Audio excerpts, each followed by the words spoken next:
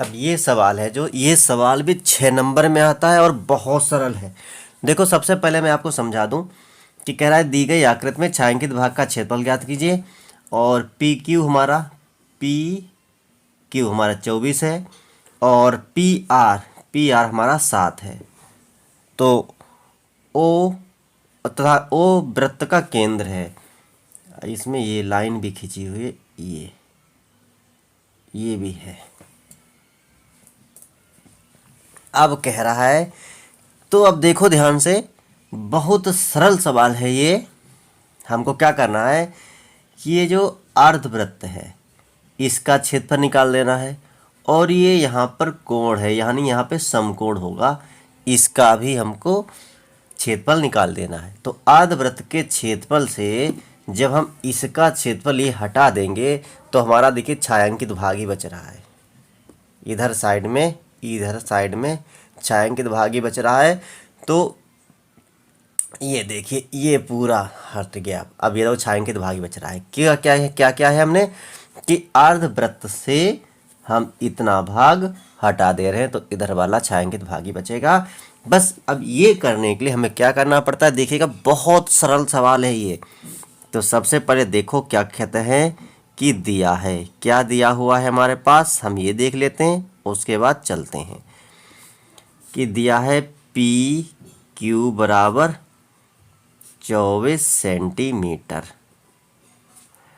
और P R ये वाला था पी क्यू, और पी आर हमारा दिया हुआ है 7 सेंटीमीटर। ये हो गया। अब ओ वृत्त का केंद्र है। अब जब ओ केंद्र है तो ये पूरी त्रिज्या हो गई। तो चूंकि ओ वृत्त का केंद्र है, इसलिए पी क्यू त्रिज्या नहीं, व्यास हो जाएगा। पी क्यू व्यास होगा। पी क्यू कहाँ है, आर क्यू या क्यू आर सही रहेगा। क्यू आर वृत्त का व्यास होगा। और तो वृत्त की त्रिज्या क्या होगी, तो वृत्त की त्रिज्या बराबर क्या हो जाएगा, क्यू आर का आधा हो जाएगा, और सेंटीमीटर में तो होगी ही, या इसको भी सेंटीमीटर मत लगाओ, सेंटीमीटर की गिनती का आगे लगाते हैं। अब ध्यान से देखिएगा, अर्धवृत्त पर बना कोण समकोण होता है। क्या होता है, एक चूंकि अर्धवृत्त पर बना कोण क्या होता है, समकोण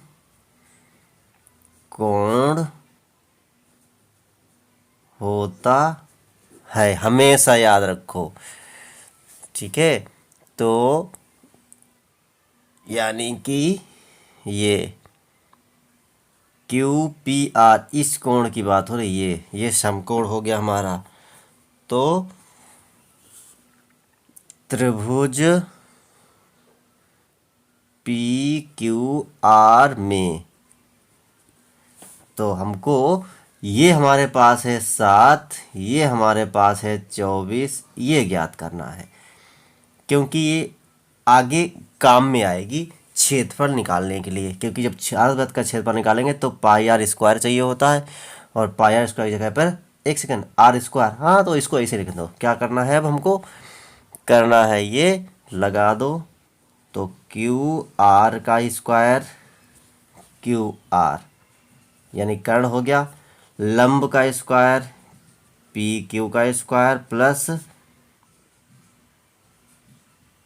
पी आर का स्क्वायर, तो बराबर पी क्यू हमारा 24 का स्क्वायर, ये हमारा 7 का स्क्वायर, बराबर 24 24, हाँ मतलब 24 24 गुणा होगी तो 576 आएगा, और ये 49 आएगा, यानी कि क्यू आर का स्क्वायर हमारा हो जाएगा, इतना सब जोड़ेंगे 50, इसमें जोड़ो 50 हो जाएगा, यानी 625।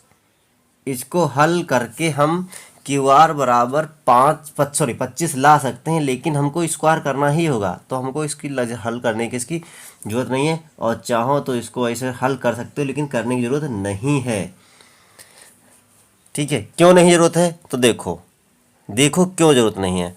अर्धवृत्त का क्षेत्रफल क्या लिखो, हमने क्या था, अर्धवृत्त निकालना होगा। अर्धवृत्त क्या है, अर्धवृत्त Q R P Q, Q R P Q का क्षेत्रफल।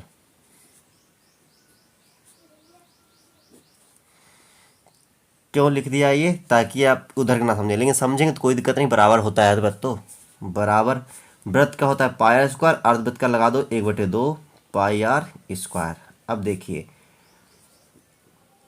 1/2, पाई का मान कितना होता है 22/7, और आर स्क्वायर का मान क्या हो जाएगा, आर हमने माना है वृत्त की त्रिज्या, यानी कि Q/2, यानी कि Q/2 का होल स्क्वायर हो जाएगा। तो बराबर में 1/2, अरे 2 से काट दो, 2 1 2, 2 1 2, तो यहाँ 11 आ गया, 11/7, 11/7 आ गया, और गुणा में क्यू आर का स्क्वायर हो गया, बटे में 2 दूनी 4 हो गया। अब पूछो ये क्यों लिखा, कि क्यू आर हमने यहाँ पर निकाल रखा है, ये देखो क्यू आर का स्क्वायर 625, और चाहे इसको अगर आधा निकाल भी देते तो यहाँ पे 25 होता, फिर 25/2 आता, तो हम इसको वर्ग करते, फिर तो 25/2 करते, फिर 25/625 फिर होता, फिर 2 दूनी 4 होता, फिर वही आता। तो 11/7 गुणा क्यू आर का मान 625 बटे में ये 4, और ये कुछ कटेगा तो है नहीं, तो 11 और 625 की गुणा होगी, तो 11×5 = 55, 11 दूनी 22 और 5 27, 11×6 = 66, और 2 68 बटे में 7×4 = 28 सेंटीमीटर स्क्वायर, यानी कि वर्ग सेंटीमीटर। ये आया है अर्धवृत्त का क्षेत्रफल। अब समकोण त्रिभुज का क्षेत्रफल निकालेंगे हम, इस वाले समकोण त्रिभुज का क्षेत्रफल। ये समकोण त्रिभुज है, यानी 1/2 और लंब गुणे आधार होता है जो, तो लगा दो सीधे सीधे। समकोण त्रिभुज, समकोण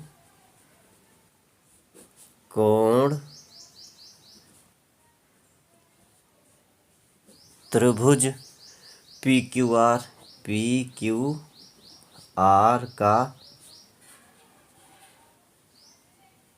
क्षेत्रफल 1/2, किसी को भी लंब कर लो, PQ/PR। अब 1/2 PQ 24, R ये हो गया, और 2 से काट दो तो ये हो गया 12, और 8284 सेंटीमीटर स्क्वायर, ये हमारा इसका आ गया। अब छायांकित भाग का क्षेत्रफल ज्ञात कर लो, हमने क्या कहा था, उससे इसको घटा देंगे बस। छायांकित भाग का क्षेत्रफल बराबर अर्धवृत्त का क्षेत्रफल, अर्धवृत्त का क्षेत्रफल माइनस त्रिभुज का क्षेत्रफल, माइनस समकोण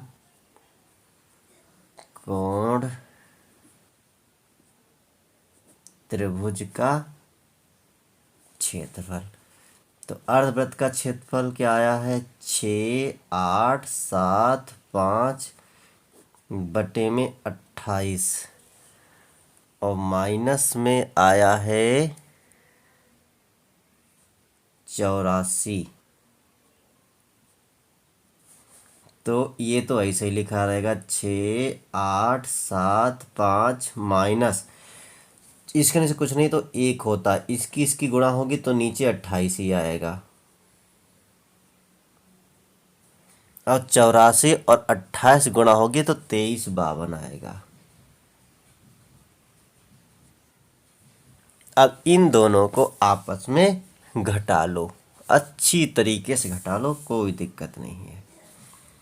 यानी 5 में से 2 जाएगा तो 3 और 7 में से 5 जाएगा तो 2 और 8 में से 3 जाएगा तो 5 और 6 में से 2 जाएगा तो 4, यानी 45 23 बटे 28।